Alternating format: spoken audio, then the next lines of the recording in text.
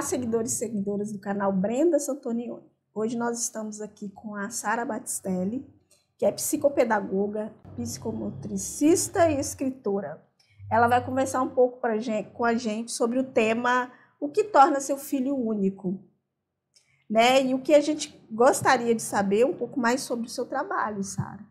É um prazer imenso estar aqui com vocês, fico muito feliz. Estamos aqui para aprender e para colaborar um pouco com o nosso conhecimento. Isso aí, então a gente vai conversar um pouquinho assim sobre como que cada criança, né, traz consigo ali características especiais que vão moldar a jornada dela mesmo, né?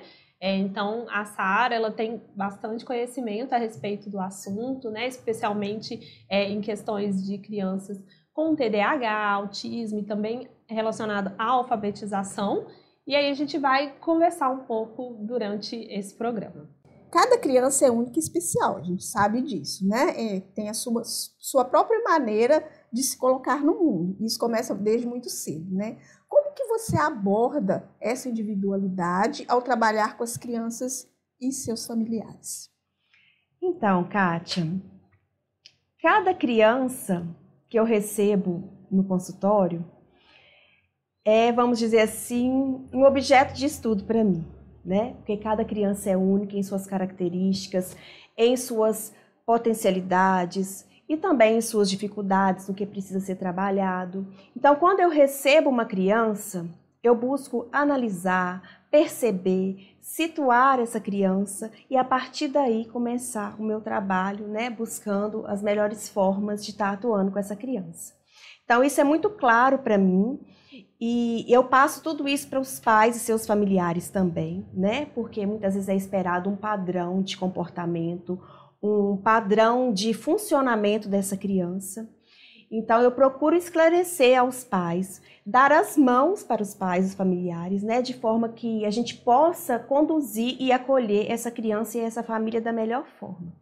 Então, a gente fala muito sobre isso, sobre a criança ser única, né, em suas características, mas tem um assunto que eu quero trazer, que eu acho muito importante e que durante muito tempo eu também não tinha essa informação, né? Que é sobre a criança ser incomparável, mas que ela necessita ser comparável em alguns aspectos. Eu quero dizer, quando eu falo sobre isso, não é comparar em relação ao outro, suas características ou tais abordagens.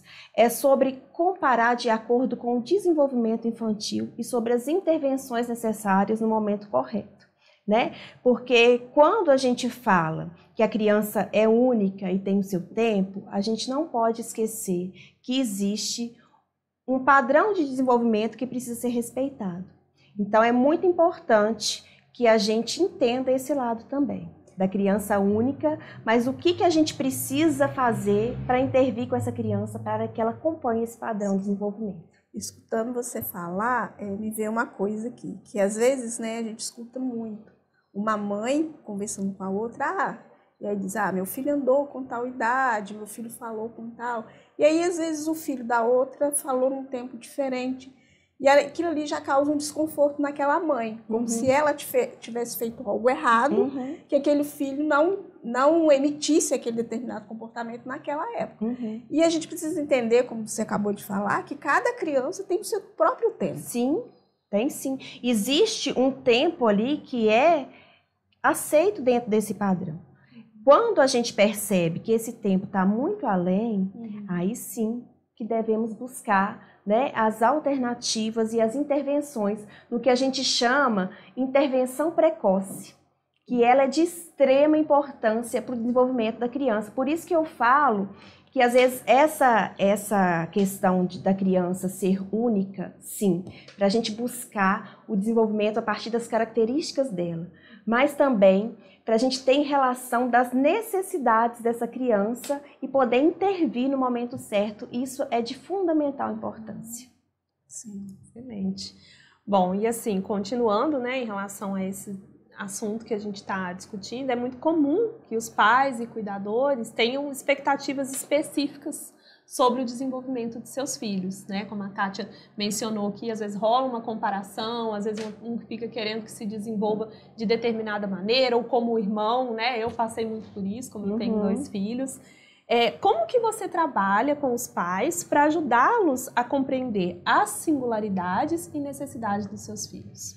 Olha só, Daniele, existe um sonho de filho, um sonho de criança, que muitas vezes nós buscamos como pais, como familiares, como professores.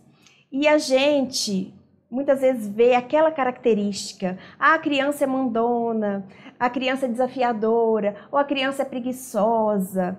E aí a gente passa a julgar e apontar essa criança como se fosse a origem do problema. E a gente tem que lembrar que quem é o adulto da história? Quem tem a maturidade cerebral para conduzir isso da melhor maneira possível somos nós, né? Somos nós, os adultos. Então eu falo muito isso, que esse padrão, ele é individual, né? E muitas vezes aquela característica mandona, se eu trabalho essa característica da melhor forma, ela pode ser um ponto forte dessa criança, assim como adulto.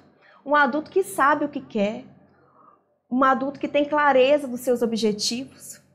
Ou às vezes aquela criança tímida demais, pode ser uma criança que observa o ambiente, que faz uma boa análise. Então vamos parar um pouquinho de julgar, de apontar e trazer as características da criança e trabalhar em cima dos pontos, alinhando isso de uma forma que a gente possa conduzir e trabalhar a autoestima daquele indivíduo, que é um ser em potencial.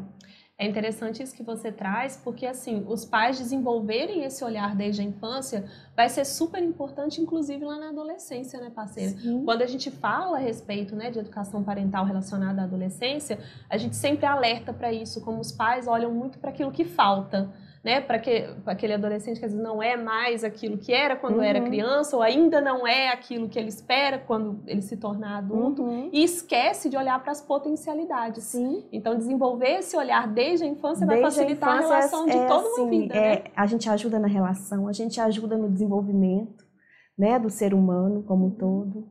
E esse olhar, ele é importante.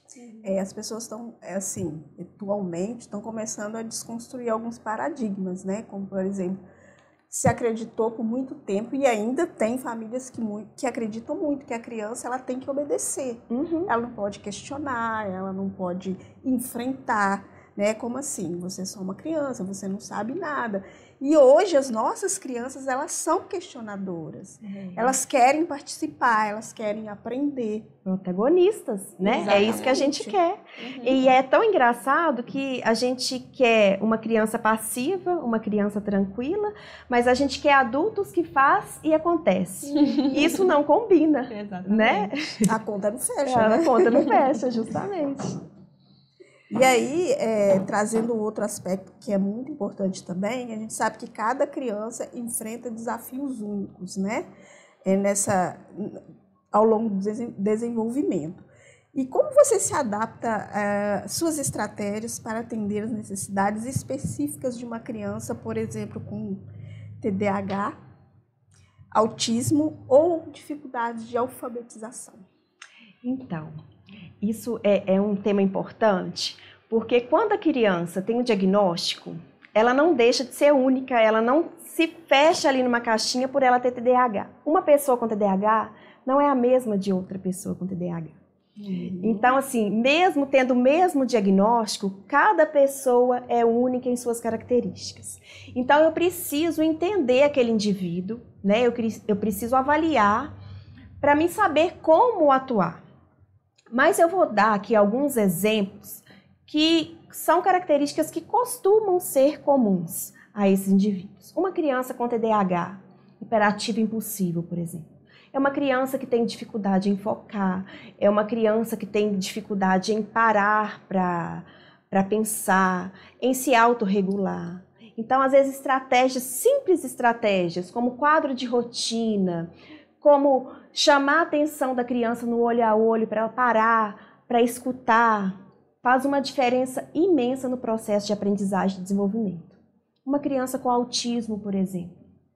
Crianças autistas costumam ter hiperfoco, costumam ter áreas de interesses. Então, por que não começar esse aprendizado e esse desenvolvimento por áreas de interesse? Então, é uma boa estratégia. Vamos buscar ali a criação desse vínculo, a demonstração do conteúdo a partir das áreas de interesse dessa criança. O conhecimento vai vir de uma outra forma, com outro olhar. As crianças com dificuldade de aprendizagem. Será que essa criança, o conhecimento, foi prazeroso para ela? Será que o contato que ela teve com o aprender foi de um aspecto positivo? Então, vamos trazer a alfabetização para essa criança de uma maneira lúdica, sonora, divertida. E assim vai transformando o aprendizado e o desenvolvimento dessa criança. E você compartilhando assim, né? Eu fui pensando muito em relação até ao meu filho, o Francisco, eu compartilhei nas minhas redes, quem acompanha deve ter visto, né? Sobre o acompanhamento que você está fazendo, né? Inicialmente uma avaliação. E o quanto que, às vezes, né, justamente, a gente precisa aprender a lidar com aquelas características, né? Os pais, muitas vezes, quando identificam alguma questão especial do seu filho, assim, seja um TDAH, um autismo, tem que lidar primeiro com o luto de não ter aquele filho idealizado, aquele filho que ele imaginou que seria. Então, passa-se... É o chamado filho perfeito. Exato. Então, passa-se por esse processo de digerir, né, de ressignificar aquilo e entender, não, ok, então agora que eu tenho diagnóstico, eu sei quais são as características dele, como que eu vou lidar, né? E aí a importância de uma profissional como você. Com certeza, orientar. E o diagnóstico, ele é ponto de partida.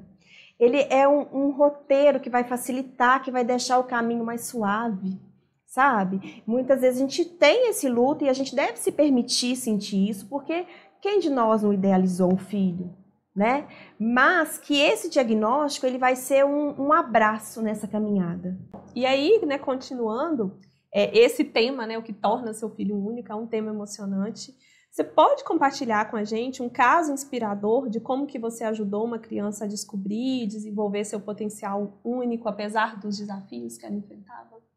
Ô Daniele, graças a Deus, eu tenho convivido assim diariamente com gratificações em relação ao meu trabalho, sabe? Seja na parte clínica ou seja no consultório. Mas tem uma experiência recente que me marcou muito, que foi uma criança que não aprendia, que não conseguia alfabetizar.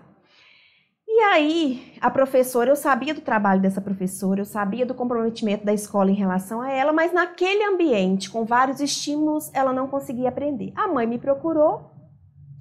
E então começamos 1 atendimento, 2 atendimentos, 3, 4, 5, 6, a criança está lendo.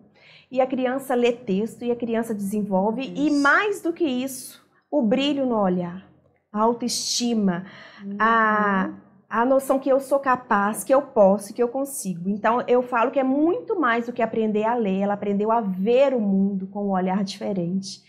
E nisso, sempre que eu encontro, eu ganho um abraço tão apertado que aquele abraço, ele vem falar comigo assim, muito obrigada por tudo, sabe? Então, isso não tem preço, isso é uma coisa assim de falar assim para mim, isso vale a pena, então eu vou continuar.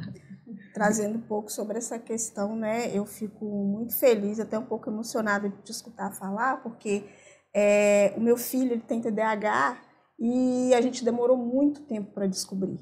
Então, ele teve muitos prejuízos com relação à autoestima, desenvolveu, assim, por um tempo, depressão, ansiedade, porque ele passou a achar que ele tinha algum problema com ele, que ele era burro, porque as outras crianças aprendiam. Ele estudava e os resultados eram só negativos.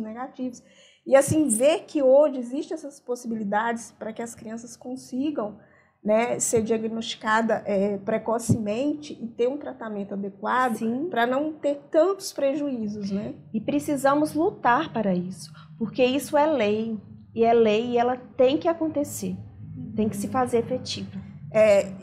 Nosso programa ele é muito importante nesse sentido, porque a gente leva informações para famílias, né, para as pessoas que assistem entender que é importante falar disso, né? É importante a gente entender como isso acontece, perceber quando isso começa a acontecer com seus filhos para procurar ajuda, né? E não simplesmente desconsiderar aquilo como se fosse, não gosta de estudar, é burro, é preguiçoso, né? Já Julgamentos. rotulando o seu filho Sim. e minando, né, um desenvolvimento saudável. Isso é muito importante. Sara, então, além da sua vasta experiência, você também é autor de 2 livros infantis, que tem como inspiração o TDAH, né? Você pode nos contar um pouco sobre esses livros, como eles surgiram? Então, esses livros aconteceram. Eles não foram programados. Eu fui estudando e fui conhecendo sobre o assunto e eu senti que eu precisava falar mais. Então, eu vim através dos livros poder ampliar um pouco mais a minha mensagem e deixar uma luz, né, para as famílias, para as crianças que passam por isso, se sentirem acolhidas. Eu vou mostrar aqui para vocês, né, os livros. Esse aqui é o primeiro, né? Não precisa escutar. E a gente tem o outro aqui, o Camuflar, né? E eu fiquei sabendo, né, que vem novidade por aí. Vai ter um livro que vai ajudar pais e profissionais a entender o TDAH e suas características, né? Isso mesmo. O terceiro livro ele já está encaminhando e ele vai falar, vai contar a história de uma criança, né, com TDAH e como ela expressa esse comportamento diante do mundo, né? E como ela se sente vivendo nesse turbilhão que é o transtorno de déficit de atenção e hiperatividade.